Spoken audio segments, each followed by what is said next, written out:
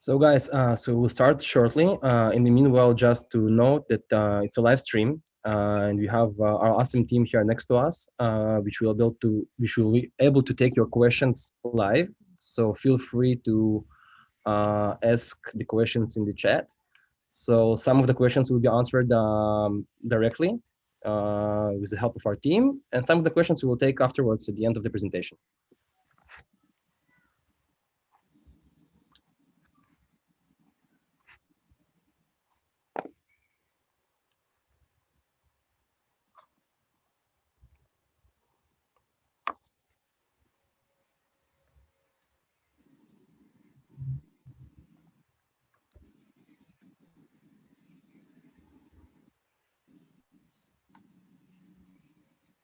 We will wait 1 more minute, and we will start.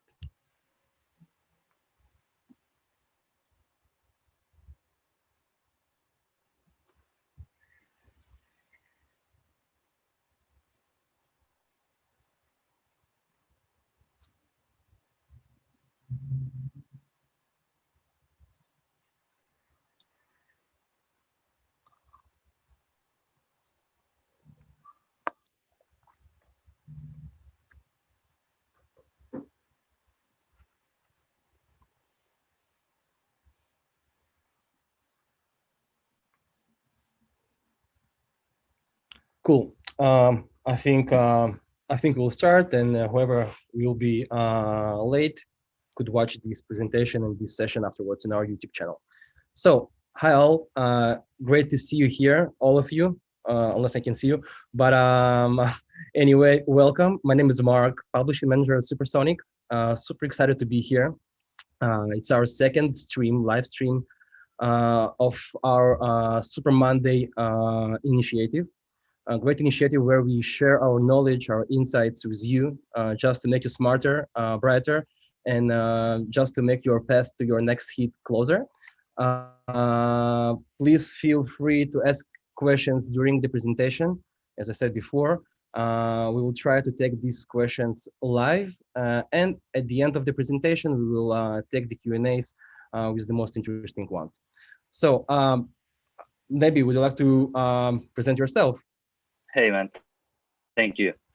Hi everyone, thank you for joining us today. I'm the founder of Garawell Games, and we've been working on developing hyper-casual games since 2019, which we'll mention as soon as possible. Thank you for joining us again. Cool. Yeah, so let's start, and briefly about us, about Supersonic. So Supersonic is a publishing division of Iron Source. Basically, we do games, we publish games, we think games, we live games. This is our purpose here.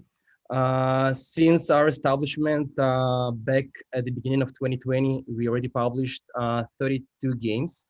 Almost half of them this year, which just shows the supersonic speed of our publishing and development. That couldn't be possible without the 100-person team, the talented guys that actually made Supersonic such a successful story. All right, we as a publisher provide all the necessary services and tools to make you as a game studio fulfill your potential. Right, which probably will hear through this presentation. By the end, again, at the end of the presentation, feel free to reach me out on my email, just with any inquiry and any questions, and I'll be happy to take this offline. And maybe, please tell about yourself a bit. Definitely. As Garawell Games, as I mentioned, we've been developing games since 2019, and we are an Istanbul-based studio. We have 9 people in our team, 2 team leaders, 6 developers, and 1 designer. And we've been developing hyper-casual games, and we have developed more than 100 by now. But 2 years ago, when we started our journey, we were only 2 developers as a team. We still called ourselves a team, but now we are a bigger team. And by then, we were focused on creating games, only games, like not hyper-casual, but games on Unity, using Unity. I myself, as a early developer, we with my friends started developing games, but when we saw the potential in hyper-casual, That's when we got connections with publishers, and we started out working with a publisher in 2019. In 2020, we joined forces with Supersonic, and we are more than happy to be working with Supersonic after November 2020. And yeah, we got ourselves a hit game, a successful hit game, which we'll explain later on in the presentation. Amazing. So as Nebi mentioned, so November 2020, Garawell joined the forces with us actually, and we started to work together towards our next hit. So just to show the kind of funnel or kind of a process of our welcoming a new studio to our publishing house. For us, every niche partner is a partner, right? First of all, we know that everyone is different. We know everyone has its weaknesses and strengths, his passions, right? His the directions he wants to develop. We understand that every studio needs its dedicated and its unique approach, and this is what we do with every niche studio that come into us. So once Garawell joined us on November 2020, as we said, we understood that we have super potential, super talented studio with really impressive portfolio, games that are already made, tested, and actually we have some really experienced partner here. Uh, um, Considering all that, we decided that Gara will need a bit more professional, a bit more advanced start with us. So we decided to take a look on their games that they developed and tested, evaluate them, and actually to start our partnership from taking and retesting the most potential games they had before. All right. You will see in a second what it come the actually the outcome of this process, but definitely it's something that were a right thing to do with Garawell. Of course, they got the access for the dashboard, dedicated publishing manager, which was me, and a dedicated game designer, which was Suren. So let's talk about the most amazing thing that we have here. It's Bridge Race, the amazing game, and how it became Bridge Race. So I was thinking to take this presentation more into the game design theme, trying to understand, trying to bring you the knowledge and the insights, how we ideated, how the process of Bridge Race actually made Bridge Race. And I think it's really expected to start talking about Bridge Race from its roots, where it came from. So maybe can you please tell us about the father and the grandfather of Bridge Race? More than a year ago, man. It was fill holes. Look, this is the first rule, and that's how we want to start creating addictive games. In fill holes, we thought the idea that satisfied the game's players was the simplicity, as you can see on the left hand side, the simplicity of collecting something and placing it in the holes. The fill holes game was not a successful game, but we got one unique idea from it: the mechanism of filling and completing something that was incomplete. This is a core intuitive idea that the players would have liked. We saw that even though the idea was unique, it didn't succeed in the tests, and tried to implement it on another team, which was using ragdolls, as many of the hyper casual games used by them. And we implemented the collectibles onto a stage which was a sandbox stage instead of this long stage that you see on the left side. On the right hand side, you can see the stage is full of collectibles. You collect one by one and you complete something incomplete, which are the holes at the end of the gates, before the gates, sorry. And as you complete, you teleport to the second stage and the third and so on to be the last man standing on the stage to win the game. And that was really relaxing. And as most of the hyper casual games have, this has got one unique mechanism of completing something incomplete. And you can think about it as power wash ideas. Like, this is something satisfying as well. And it got the test results, as you see on the presentation, of 10 cent, and that was really good by then. It got a 38% retention day one, which was not the best retention the publisher by then was expecting. We could not pass their thresholds even after trying 8 times, like with making some little adjustments in the game. But at the end, retention was below goal. Around May or June, we dropped this game. Last year, around February, we started out producing new iterations for the game, but around May, June, we stopped because we could not pass the threshold for day one retention. Amazing. Yeah, actually, as Nabi said, that the Bullfighters has really impressive and really potential metrics at the beginning. So that was one of the games we actually evaluated. Remember, as I said, that we actually evaluated the games that they had before. This one of these games that actually we noticed, we saw its interest and its potential KPIs at the testing phase, and we decided to retest this game with us. So this game, February 2020, has a 10-cent CPI, 38% in retention day one, and November 2020, we are retesting the game, and we got an amazing KPIs of $1.80 CPI. Retention dropped dramatically by a plus like something like 30%, as well as playtime. And I show like we got these results, and it wasn't surprising at all because timing is a king here. We working in the hyper casual path. We working in the hyper casual market, which changes day from day to day, and it definitely was something that we expected to see. Not in that gap, but not surprising at all. So before we moving forward, I mean, before we moving to our next project, we trying to close the previous ones, and we do not do that without going and analyzing and trying to think how we could reuse our current games, even the failed one, trying to maybe to change, to iterate, maybe to do something with them to make them more potential and successful, more time trending, right? So we taking this game and we deciding to iterate it, not iterate, but update.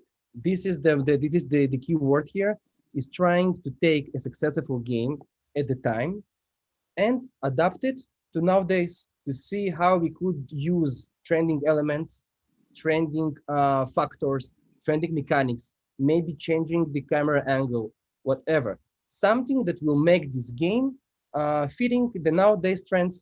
And actually, that was the main thing that we did with Bullfighters.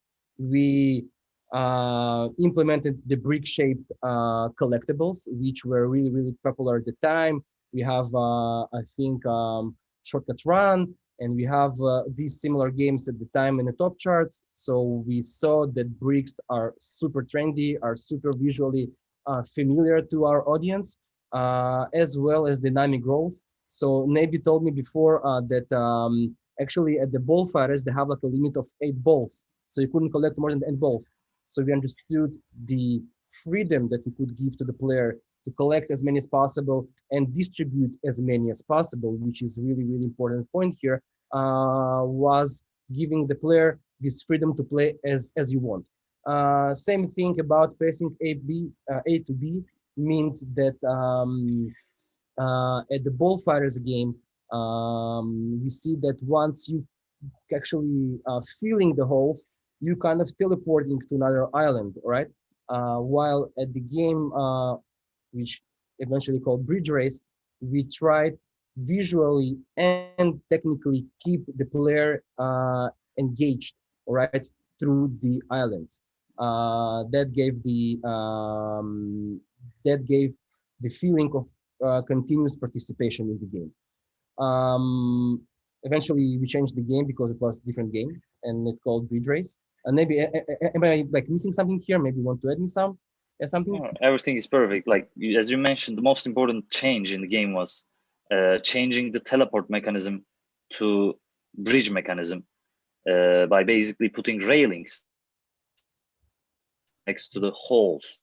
So we still keep the idea of completing something incomplete, but instead of teleporting, as you said, we keep the player engaged by walking over a bridge that he or she himself or herself built. And that's actually giving a sense of goal and completion better than the one on the left side, actually. Amazing. And one of the things I want to add here, just as a small tip, we mentioned in our previous sessions about the input, right? The control of the player in the game. So basically, as long as our finger, as player's finger is kept on the screen, right? The finger hasn't been left, right? Lifted up. We actually making the player participate and control the game continuously. So if you will see on the left side, the ball fighters, once the player is teleporting to another island, there is some gap where the participation of player is there is no, right? So actually he's waiting till this smoke or this cloud will make its way to on another island. You're actually losing the contact with the player. So our goal is to keep player his finger actually on the screen as long as possible. Swiping control is the most effective control. Swiping, I mean, like, like when the finger is always on the screen, is the most effective control for hyper casual. Could be for the all games out there. So we have the bridge race, and we actually tested it on December 2020 and got an amazing results, which are $1 CPI and 26% retention day one. The playtime was 470 seconds, and the results weren't wow, let's say, all right. And probably you're asking yourself right now, all right, so why would you keep working on this game? And I'm super happy you're asking this question because because I want to explain. All right, it's a really important thing here, as not all the games that have $1 CPI could become bridge race at the end. And I'm reminding you our methodology from which I explained before, that before we killing a game, we analyze it, right? We're going deep in the numbers, we dive into the analytics, trying to understand why we failed, why the game didn't work out, what was the creatives. So trying to understand what happened there. And that's what we did here. And we dived into the numbers. So basically what we saw there, and I reminded you again, it was December 2020, really, really tough time in terms of for Facebook marketability tests.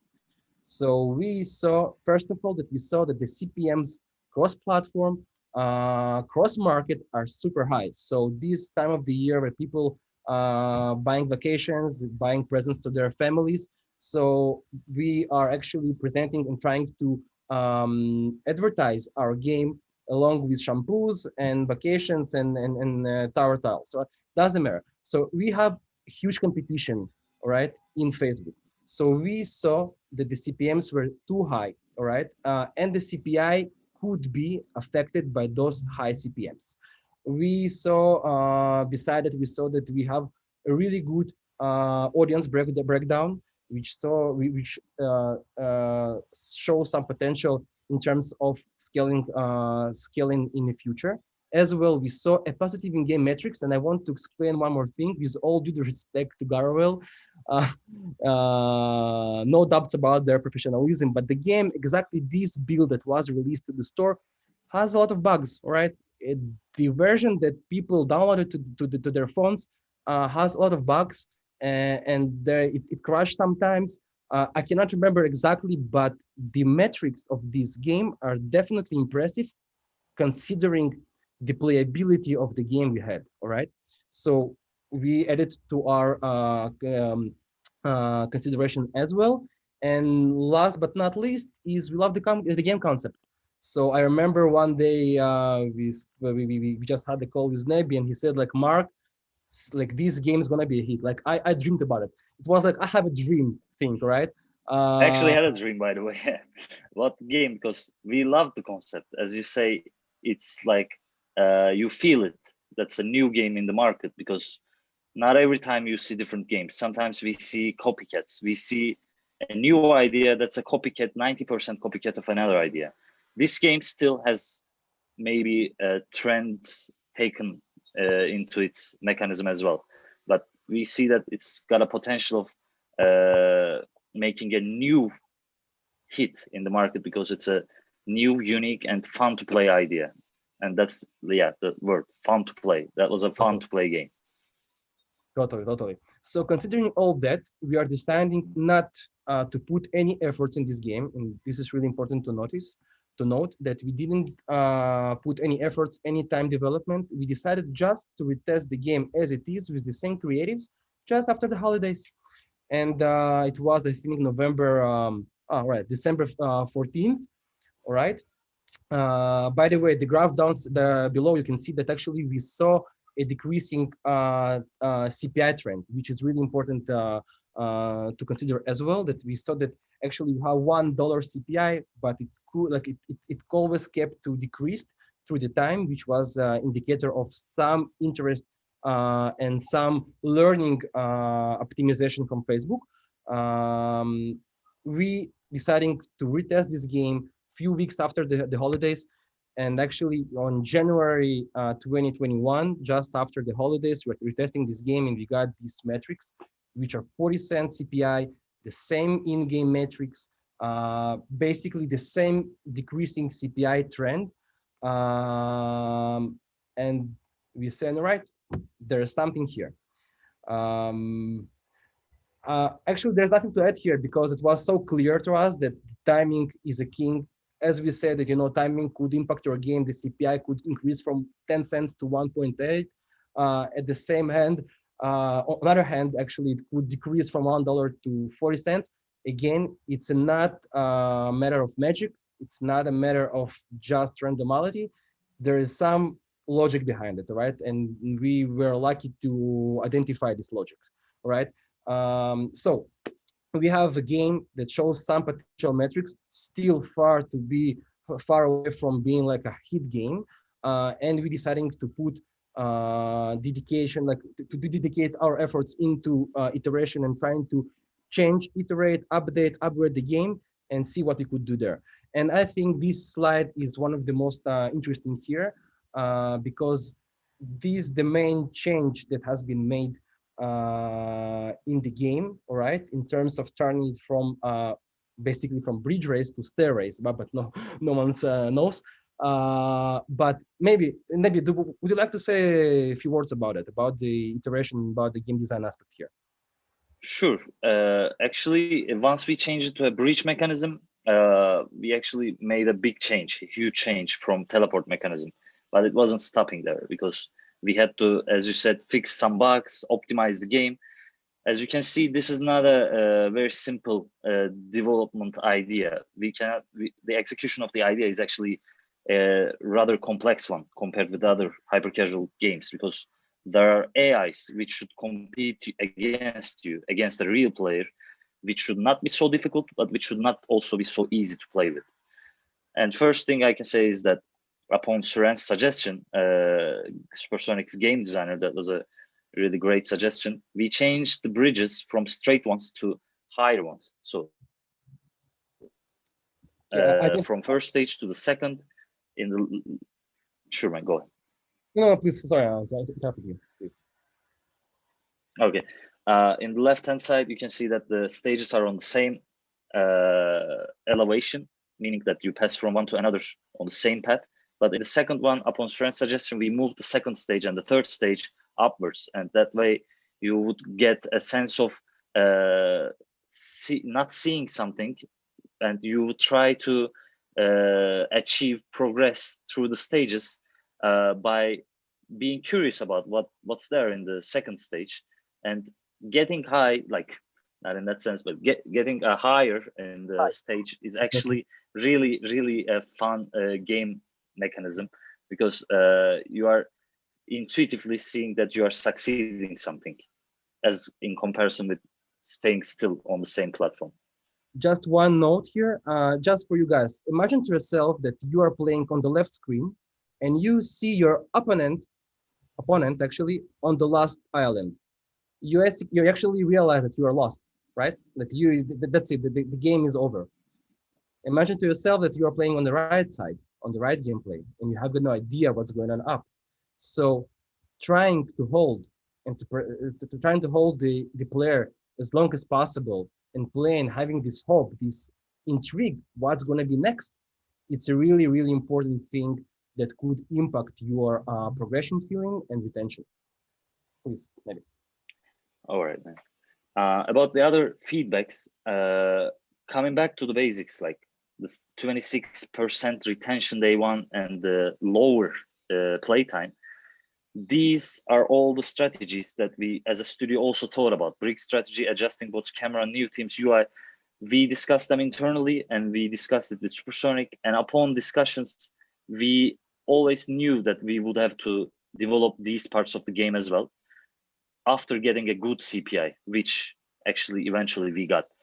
First, we had to see this awesome CPI, and then with the brick strategy, we said, okay, let's keep less bricks on the stage, so that the player has to go back to the stage. You know, by collecting everything on the stage, if you would be able to pass to the second stage, you wouldn't have a strategy in the game as much as possible, and you would just go collect and go, because if you don't have enough bricks on the stage, then someone else can go and place their own bricks on your bridge. That way there's a competition, there's rivalry, and that's actually what's making players feel, let's say, more intelligent about what they're doing in the game. And that's in a sense very fun if you are being the first one every time. And even if you are not successful, you play it again, and that's actually good for the retention. And we would have to develop a really balanced AI, because if it was too difficult, you wouldn't be able to win and you would get bored of the game and you would delete it. Or if it was too easy, then after playing, let's say 5 or I don't know, 6 levels, you would stop playing because it didn't seem so much competitive. That way we had to make the AIs feel like real human beings playing. And in order to succeed in that, we actually played and saw what we were doing and tried to implement what we did as a player onto the AI.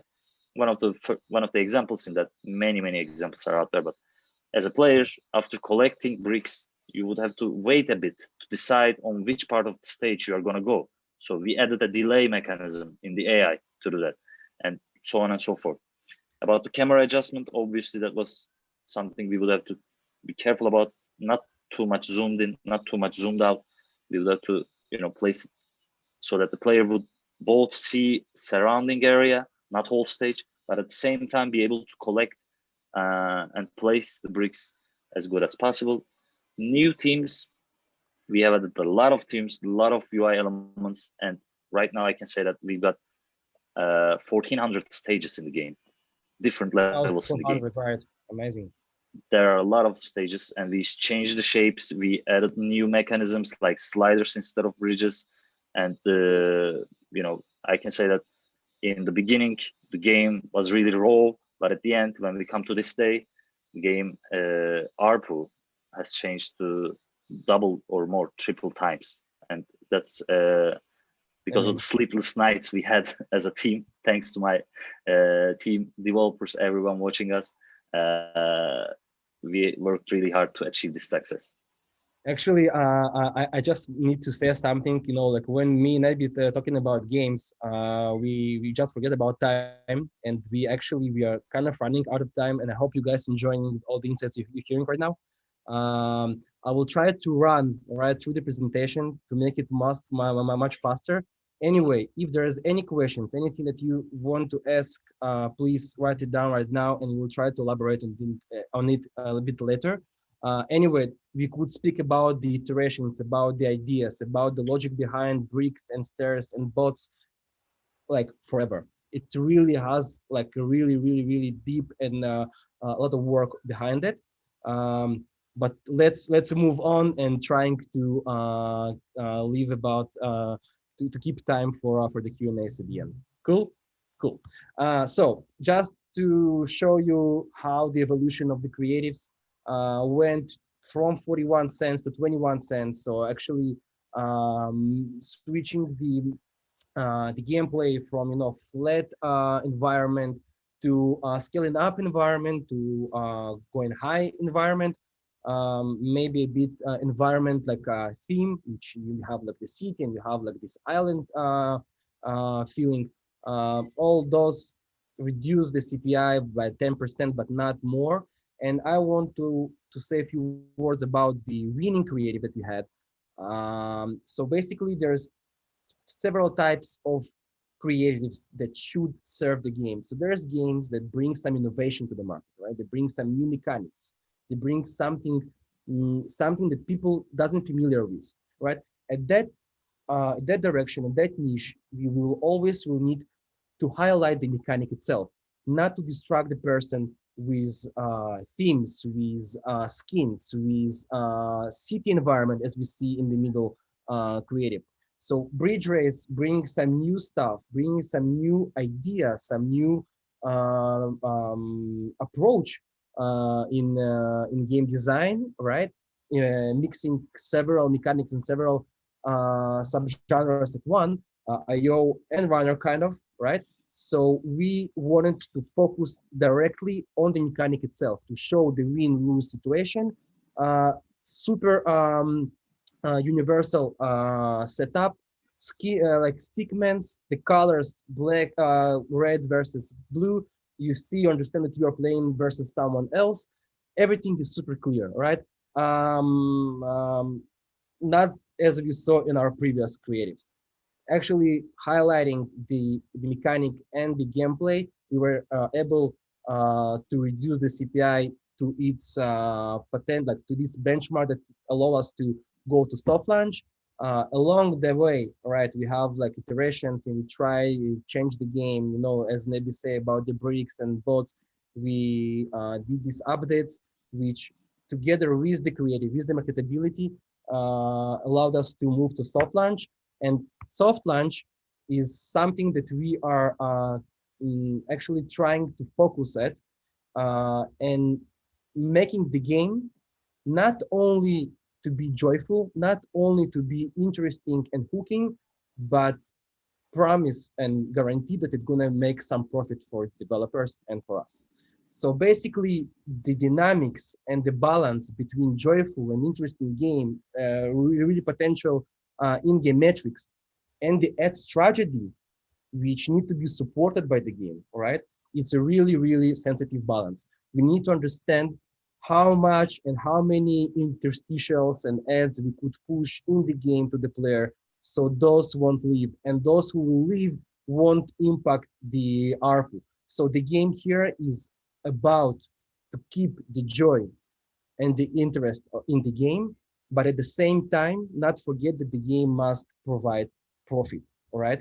So we have these many teams. We have the team led by Mayan, which do amazing A/B tests, trying to understand by second which base, right? At what time we should present, we should show the interstitial. We have the amazing team of Lolita, who knows to adjust the right creative to the right platform. Just to know that every platform, I mean, it's like Iron Source and TikTok and Facebook, all of them has different audiences, right? So every audience has its own interests, its own like DNA, let's say so, and every audience need its own creative. So basically, the three creatives we see right now on the screen on the right side from the scaling, each of them was working well per specific network or platform. This is really important. It's like a really analytical plus artistic part of testing, right? Trying to find this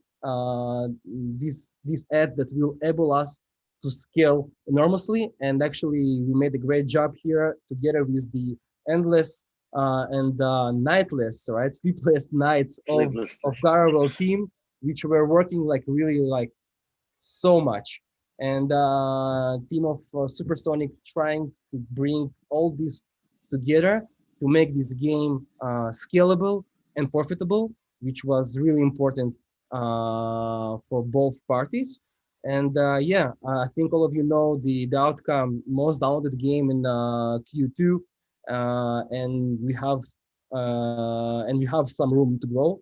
So for many more games, maybe. Definitely, man. Thank you, and thank you. thanks to Hold on. Supersonic team. Outcomes. Just to say outcomes, Yeah, like what we can suggest. Like we let me run. go with the first one if you don't mind, Mark. I'll Sure, dive in sure. there. Please, you run out of the time, Okay, and hope like the audience will yeah, forgive really let's not get them and bored. the marketing. Yeah, everything. Okay. Yeah. So one of the takeaways is definitely using trending elements to revive a game. That's not, as Mark mentioned earlier, possible for every game, but you feel it. If you saw a potential in one idea, then watch the market and try to implement a unique mechanism from the market to revive that game. In our case, as you may imagine, it was the stacking mechanism, which was trendy by then, and we implemented it on an already working mechanism to make it actually the perfect mechanism that we were looking for, and it got us a great result at the end. Cool. So creatives, as the same way you iterate your game and trying to adjust, the levels, length, etc. You iterate your creatives. You got some winning creative, some potential creative, iterate it. Change colors, change a bit the camera angle. So if you'll go back, you will see that actually this creative has the voiceover and some written explanation of the gameplay, what you need to do. This creative has the second from right. I don't know if you see my arrow. You have like different background which give probably more relaxation feeling, and the most like the right creative has just an angle shift to the right, which allows you to scale and to appeal to another audiences. It's really important to iterate your creatives along the way. Game design. Let me go then. About keeping the players engaged in the game. This is something really important, and we see it in the metrics as well, in playtime and in retention. You will have to figure it out by playing and seeing if you, as Mark mentioned, lose your fingers sometimes in the game because the player is actually fast forwarding from one stage to another. Try to keep the player engaged in the game as much as possible by putting some fun stuff like collecting and placing. It was the fun part of the game, and that was actually distributed throughout the game. We actually were lucky because of our own unique mechanism, because it kept the player playing all the time until the winning part. And as a last man standing game, that was actually again keeping the player attention intrigued all the time in the game, because you want to be the first player, and become the first player in the game. So you have to spend your time carefully in the game. Thus, it makes you engaged in the game. And Cool, you can sure. go with the last one, And Mark, if you like. yeah, the last one. So bots, you guys, if you use bots, don't forget that bots need to give a sense of playing with someone. You cannot make them too dumb, too strong. They must be feeding your player, like the player itself. Bots are a science, right? They need to be smart. They need to be dumb at the same time, and they need to support the feeling of competition, which is not easy. So I believe like we're gonna have like some Super Monday session about it in the future. Stay tuned, and guys, let's move to Q&A. I actually ran after the time too much, and I hope some of the questions has been answered in the channel already. Give me a second. I will just look here on the screen. So how you come to an idea to hit your opponents to make game very competitive, which is great. Maybe want to take it? Definitely, man. Actually, thank you, Narek, because we haven't pointed that out. In our game, there's a unique mechanism of hitting other players. And one of the last things we mentioned was keeping player engaged in the game. And in that case, we want to make an interaction between the AIs, not just by competing in collectibles, but also against each other. And against each other, we thought of coming up with an idea of, if a player had more bricks than the other, he or she would have a chance of hitting the other one and collapsing all the bricks on the stage. And if you play the game so long, you will also notice that if you hit another player out of the stage instead of inside the stage, his or her colors will become your colors. Like they will change from gray to, let's say, blue if you hit blue out of the stage. So thank you for bringing that out, I think, as a player. And I want to say that after the last version of the game, I played it like 100 levels. And with our team, we played and had fun playing it. And we thought then that this game was going to be a hit. And this interaction between players was actually the most fun part for me as a player. Definitely. And I think actually this is related to the last takeaway that I just mentioned about bots, that they need to be smart and up at the same time imitate your behavior and not let you to be too relaxed or too stressed. Cool. Another question: do ball fighters became bridge race in one iteration? And actually, yes. So I remember this moment that we have like discussion about ball fighters killing it or not killing it, and we came up with an ideas what we do with that. There was no intent to make small changes. We understood the game won't be working. We need to make some massive changes in the game. We have like actually we preserve many of the mechanics and things from the ball fighters, yet the changes that has been made created a new game. So it was one iteration, but it was kind of creating a new game. Actually, Mark, there was another game called Ball Fighters 3D. If you remember, there are balls stacking up under the player. That was also an unsuccessful, but not really unsuccessful. Like it was a different game again.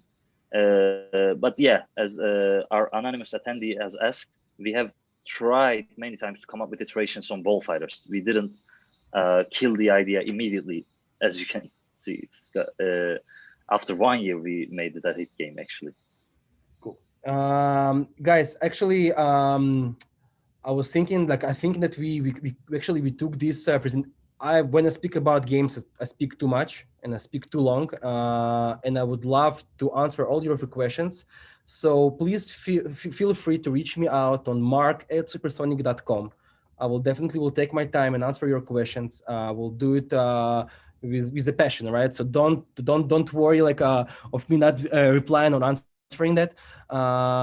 We definitely want to share our knowledge. Yet I'll we have want Mark to keep. about it. Don't worry, guys. So yeah, I I'll will also forward help the you out. questions to Nebi. Don't worry, he is the prof and he is the one behind the resolutions and decisions. Anyway, we are already like 40 minutes into the session, and I want to keep it short and all of you focused. So we will probably stop here. Again, mark@supersonic.com, simple as it is. Feel free to reach me out, and we will try to answer your questions. And stay tuned for the next Super Monday. Nebi, thank you so much. It was a pleasure having you. And Thank you, let's Mark. have a call like tomorrow, because we need so many games to discuss about. Exactly. Just before going out, I'd like to mention that thank you for listening to Success Story. But before closing, I'd like to state my worry and raise awareness about the wild forest fires that are devastating the southern part of Turkey at the moment, and our condolences for the firefighters and villagers who lost their lives and homes. It's really disastrous at the moment in Turkey.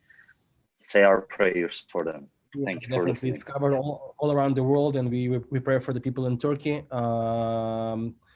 Hope for the best for you guys, really. Thank you so much again, and